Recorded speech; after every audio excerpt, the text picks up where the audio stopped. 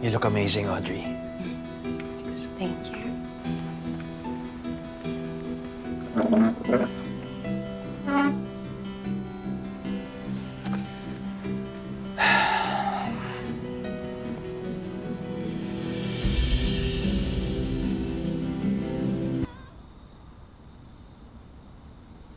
I want you to have this. Bakit? May okasyon ba? You know, it's been a year since matagpuan kita dito sa shore sa isla. And since that day, nang dumating ka sa buhay ko, binago mo ako for the better. So consider this a thank you gift for coming into my life.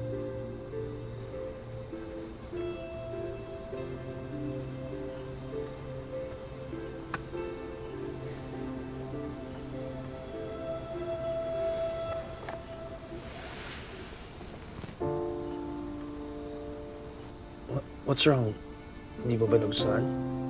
No, it's perfect. Pero hindi ko na kaya tanggapin yan, Franco.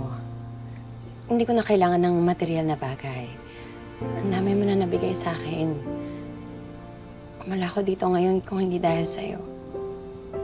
Utang na loob ko sa'yo ang buhay ko. At ikaw na rin yung naging karamay ko during my lowest point sa buhay ko.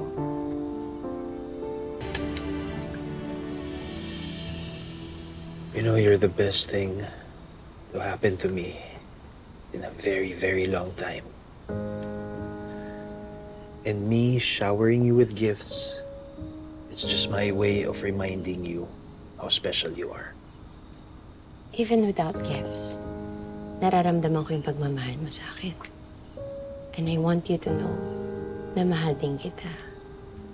Kaya, wala na akong pakialam. Kahit maalala ko man kung sino ako before o kung ano yung naging buhay ko. Kasi ngayon, nakasama kita. Masaya ako. At kontento na ako.